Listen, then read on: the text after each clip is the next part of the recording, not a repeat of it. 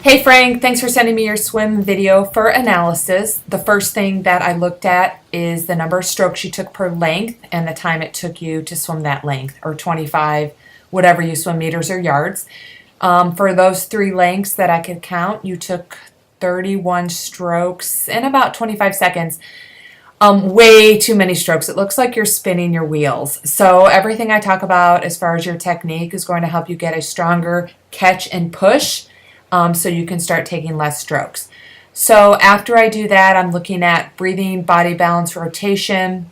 As far as body balance goes, looks like your head's a little high. When you breathe, you're kind of lifting your head up a little bit too much. What I want you to do is think about breathing and think about rotating on your hip when you take a breath. Keep this part of your face in the water, rotate on your hip, take your breath, and then come back down, take a pull, and drive your rotation with your underwater pull. I like that you're taking about 5 strokes per breath until the end, which tells me you're getting a little bit tired. But if you can maintain that bilateral breathing, that's only going to help balance your hip rotation. So breathing looks fine. You're comfortable. The amount of breathing you're doing is fine. Body balance, I think if you lowered your chin a little bit, put the weight on your sternum, your legs are going to come a little bit higher on the water. Rotation looks fine. I just want you to know that what's driving your rotation is your underwater catch and push. So I want you to think about driving your rotation as you start lengthening your stroke from behind. The biggest issue I saw was you were spinning your arm so fast, you were cutting your stroke out here versus all the way past your hip. So before I talk about that, let's talk about the recovery part of your stroke. You want to be leading with your elbow. So if you are rotating a little bit more, you are going to lead what's called lead with your elbow, meaning your fingertips always remain below your wrist, below your elbow. And so you can enter with your fingertips first.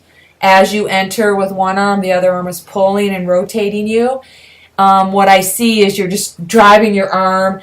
You're entering with your elbow and hand at the same time. That's causing a very inefficient pull. That's what's called a dropped elbow in your pull.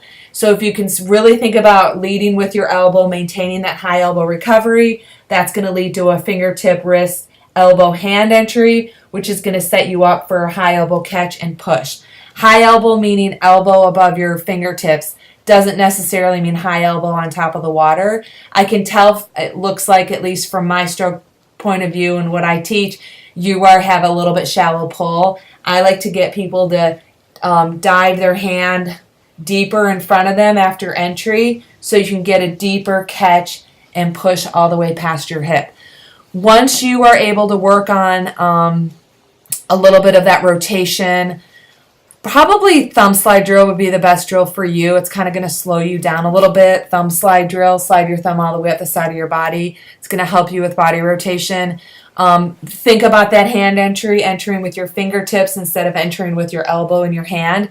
That in turn will set you up for a stronger catch and push.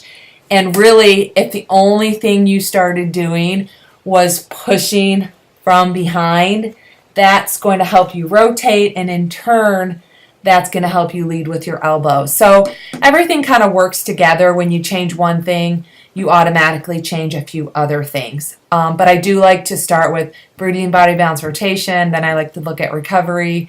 In your case, I'd give you some thumb slide drills. Hand entry, I think I wouldn't give you any drills. Just be mindful of that hand entry. And then the underwater catch and push.